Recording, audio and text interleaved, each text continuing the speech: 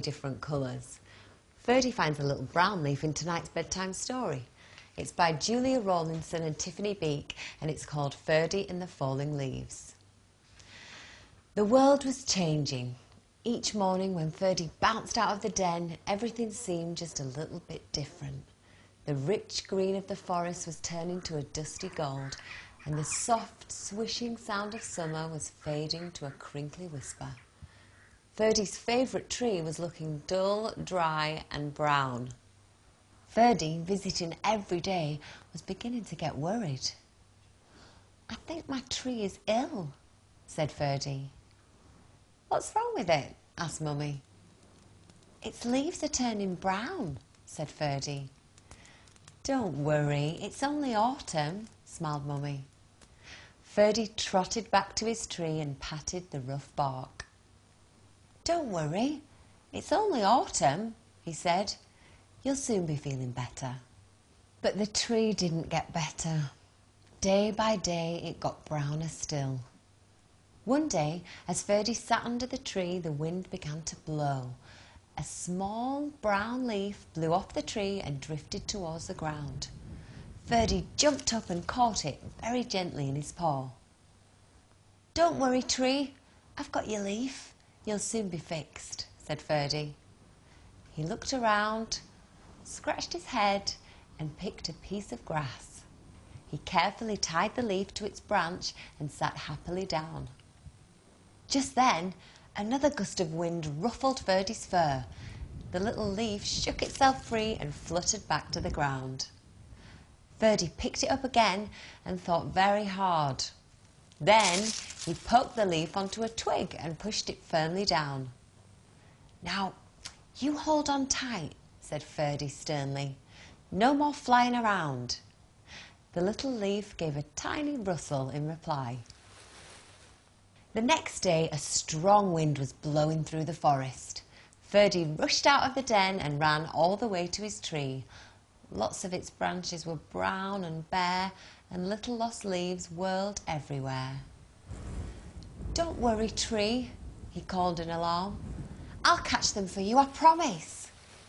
Round and round and round whirled Ferdy after the twirling leaves. "Leaves? Wonderful! Just what I need for my nest," said a squirrel scampering up. "But these belong to the tree," said Ferdy.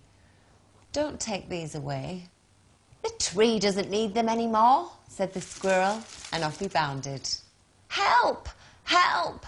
The wind and the squirrel are stealing our leaves," cried a frantic Ferdy. "Leaves? Marvellous! Just what I need to keep warm," said a hedgehog rolling around. "But these belong to the tree," said Ferdy, plucking leaves from the hedgehog's prickles. "Not any more," snuffled the hedgehog, and away he rolled. "Help! The wind and the squirrel and the hedgehog are stealing our leaves," cried a frenzied Ferdy. This time a flock of friendly birds swooped down from the sky. They picked the leaves up in their beaks and poked them onto the tree's branches. Soon the tree was leafy again, and Ferdy flopped down and smiled. Thank you, birds," he gasped as the birds fluttered and chirruped away.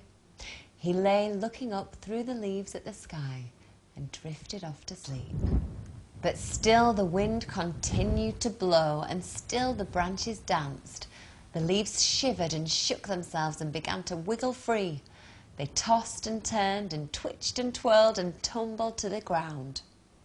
They brushed Ferdy's ears and nose and filled his dreams with a whispering sound.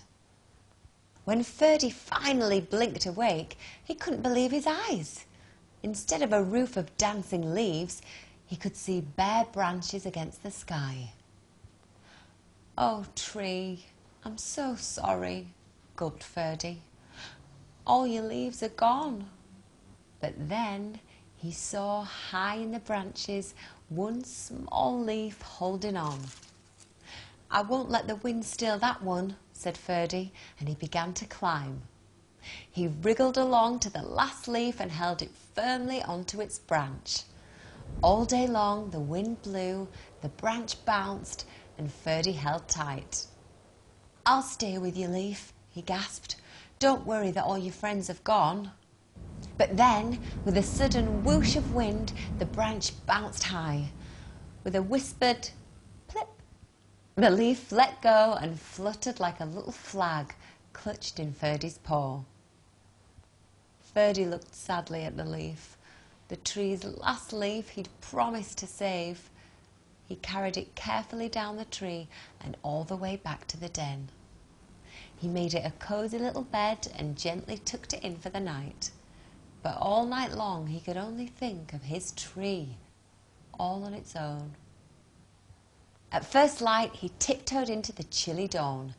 The wind had finally stopped blowing and the air was damp and cold. The moon still hung in the clear sky and pale stars glimmered. As he came to his favourite tree, Ferdy saw a magical sight. The tree was hung with 1,000 icicles, shining silver in the early light. "You are more beautiful than ever," whispered Ferdy to the tree made of ice. "Can the squirrel and the hedgehog keep your leaves for the cold winter nights?" A tiny breeze shivered the branches, making a sound like laughter, and in the light of the rising sun, the sparkly branches nodded.